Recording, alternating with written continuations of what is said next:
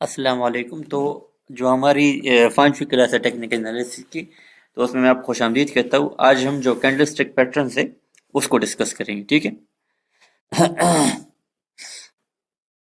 तो जिस तरह में हमने कोर्स स्टार्ट किया है उसी लिहाज से हम मूव करेंगे। अगर आपने किसी भी प्राइस को चार्ट को मतलब पढ़ना है, पहले आपने ट्रेंड आइडेंटिफाई करना है कि ट्रेंड किस डायरेक्शन में जा रहा है, अपवर्ड है, डाउनवर्ड ट्रेंड है। फिर आपने उसके बाद क्या करना है कि चार्ट के पैटर्न्स है, फिर कैंडलस्टिक पैटर्न्स को डिफाइन करना है, इसी लिहाज से। और आखिर में हम इंडिकेटर भी पढ़ेंगे। लेकिन इधर जो हमारे साथ ग्राफ के पैटर्न्स थे, कैंडलस्टिक पैटर्न्स थे, वो इसी क्लास में खत्म हो जाएंगे, ठीक है। तो आज जो सबसे पहले हमारे साथ कैंडल्स है वो हम डिस्कस करेंगे, बुलिश इनगल्फिंग और बेरिश इनगल्फिंग जो कैंडल्स है वो हम उसको डिस्कस करेंगे।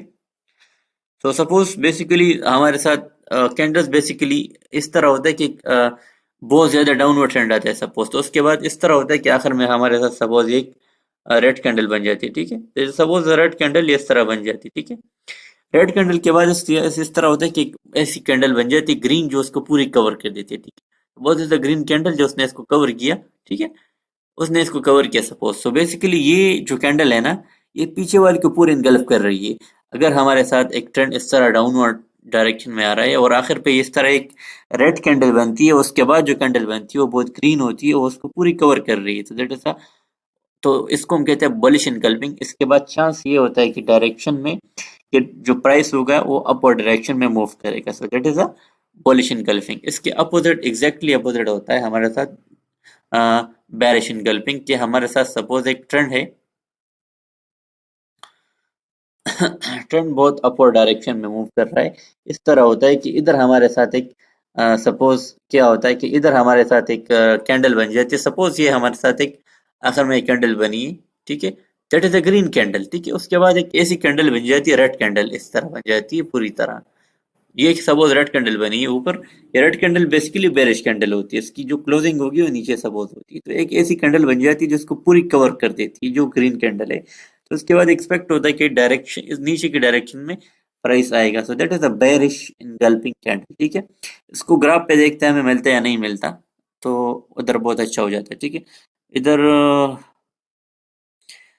कोई इनगल्फिंग कैंडल, ये इधर कोई इनगल्फिंग कैंडल ढूंढते हैं जो हमें अच्छी खासी डायरेक्शन में अपवर्ड या डाउनवर्ड डायरेक्शन में मूव थे, ठीक है। ये एक बहुत अच्छा खासा अपवर्ड ट्रेंड था ऊपर। इधर एक रेड कैंडल बनी, ग्रीन ने इसको कवर नहीं किया, खैर। अच्छा ये देखिए, इधर एक कैंडल बनी जो basically this is a bearish engulfing. कि इस तरह एक ट्रेंड आया, लेकिन इधर ये रेड, आपको जो इधर की जो कैंडल ये नजर आ रही है, ये वाली जो कैंडल है ना, ये हमारे साथ एक ग्रीन कैंडल थी। उसके आगे जो कैंडल बनी जो रेड कैंडल है, आप देखिए, उसने उसको पीछे की कैंडल को पूरा कवर किया है, ठीक है। पूरा इसने कवर किया है। और उसके बाद आप देखिए किस तरह डायरेक्शन में नीचे मूव आया, ठीक है। अब एक ऐसी ट्रेंड, नीचे के ट्रेंड पे हम देखते हैं कि सपोज हमें कोई बुलिश कैंडल में, वो बेरिश की एग्जांपल थी। अच्छा इधर देखते, ये कहीं, ये जरूरी नहीं कि बिल्कुल ये नीचे बनेगी, कहीं भी बन सकती है, लेकिन होगी नहीं वो बुलिश हो जाएगी, ठीक है। अच्छा ये देखिए, ये हमारे साथ ये जो कैंडल है ना, ये रेड कैंडल है। उसके आगे जो कैंडल बनी है ना, इसने इसको पूरा कवर किया। So that is a bullish engulfing candle. उसके बाद आप देखिए ट्रेंड ने कुछ ना कुछ रिट्रेस किया है, लेकिन ओवरऑल ट्रेंड जो है काफी अपर डायरेक्शन में उसने मूव दिया है हमें। सो किस तरह ऊपर गया। सो दैट इज बेसिकली बुलिश और बेरिश इनकल्पिंग थी। सो इसके बाद हम मूव करते जो दूसरे bullish hammer and bearish hammer को महंगे मैन भी कहते हैं, और डोजी को पढ़ेंगे, जिसमें मॉर्निंग और इवनिंग स्टार डोजी होता है, ठीक है।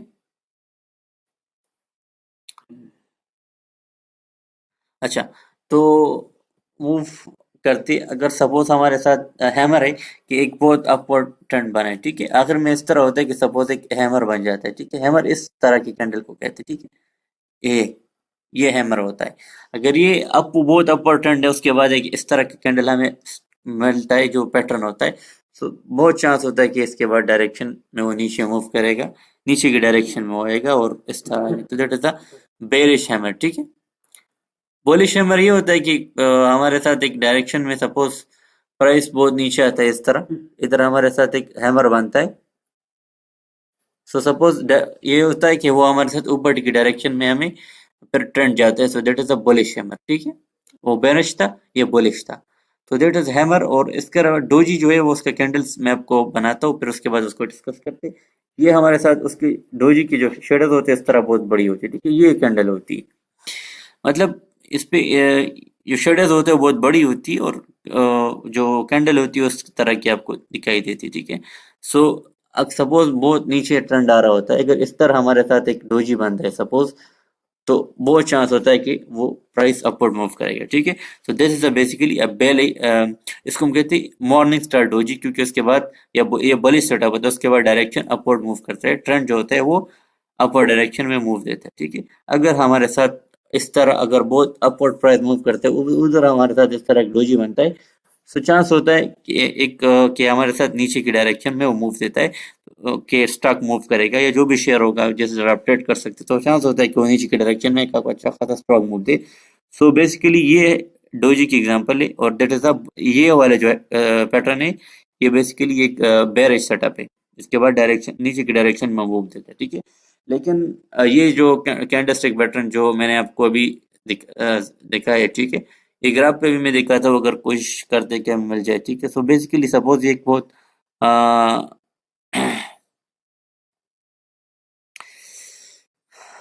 डोजी को ढूंढते कहीं भी हमें मिल जाए। अच्छा ये देखें, ये हमारे साथ इस तरह प्राइस बहुत मूव कर रहा था, ऊपर हमारे साथ एक डोजी बने, ठीक है। डोजी के बाद डायरेक्शन यूं ही नीचे आ गया, ठीक है। लेकिन अगर आप ये प्राइस जो है ना, ये एक खास जगह पे बनती है, मैं आपको दिखाता हूँ। तो this is basically a bearish setup.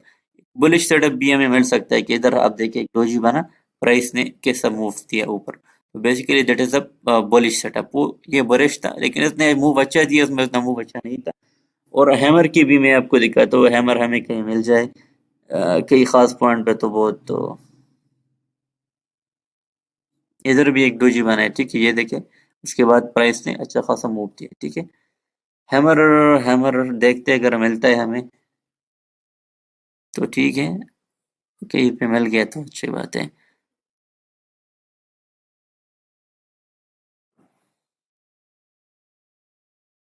अब ये देखिए, इधर एक नीचे ट्रेंड आ रहा था कि हैमर बने, ठीक है, अच्छा सही है हमारे बस। उसके बाद प्राइस ने किस तरह मूव किया, so that is a bullish setup. अच्छा ये आपने करना होता है कि जब भी आप इस तरह के पैटर्न्स को देखते हैं, तो आपने इसको जो सपोर्ट और रेजिस्टेंस उसके लेवल को आइडेंटिफाई करना होता है, या आप खुद भी कर सकते हैं, ठीक है। या एक इंडिकेटर होता है, इसको पेड पॉइंट स्टैंडर्ड कहते हैं, उसके जरिए भी हम कर सकते हैं। लेकिन सपोज ये हमारे साथ, ठीक है, इधर से सपोज मैं आपको दिखाता हूँ थोड़ी देर में।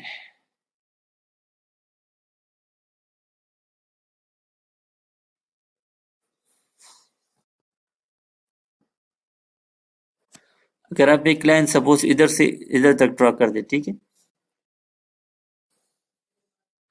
ये जो लाइन है सीधी सपोज इस तरह, ये हमारे साथ सपोज इसका ये रेजिस्टेंस का लेवल है, ठीक है। इसी तरह ये अगर इधर से इधर तक लाइन ड्रॉ करे, सो दैट इज बेसिकली ये एक सपोर्ट का लेवल है। इधर से जो हमारे साथ है, ये सपोज ये रेजिस्टेंस का लेवल है, सपोज ये जो भी है, इधर भी इसको एक वो रेजिस्टेंस मिल रही है। सो ये हमारे साथ रेजिस्टेंस मिल रही है, ठीक है। इधर से इसको एक S1 मिल रहा है, ठीक है। ये इधर से आप देखें तो इधर S2 मिल रहा है उसको, कहीं भी प्राइस आपको मिल सकता है। इधर इसको रेजिस्टेंस कहीं भी और मिल रही है, जहाँ पे अभी वो इधर है हमारे साथ R2, खैर उसको नहीं कह सकते, ये R2 का लेवल हो सकता है, ये R1 का, ये R2 का, इस तरह। सो इस जहाँ पर रेजिस्टेंस और सपोर्ट होता है, इसको अगर इधर आपके साथ कोई इस तरह का पैटर्न बनता है कैंडलस्टिक का चार्ट का, तो आपको अंदाजा हो जाना चाहिए कि इधर से डायरेक्शन में मूव देते हैं। हर जो डोजी या हैमर होता है वो किसी किसी जगह भी बन जाए, तो जरूरी नहीं कि आपको वो इंडिकेट करे कि ये जो सपोज इधर जो डोजी बना है ना, उसके बाद प्राइस ने अच्छा खासा मूव दिया। सो बेसिकली ये इसके अगर आप देखें इधर, तो बेसिकली ये इसके सपोर्ट वो उसका एरिया है जो उसका सपोर्ट के एरिया पे हमारे साथ डोजी बना, उसने अच्छा खासा मूव किया। तो बेसिकली इधर क्लास को फिनिश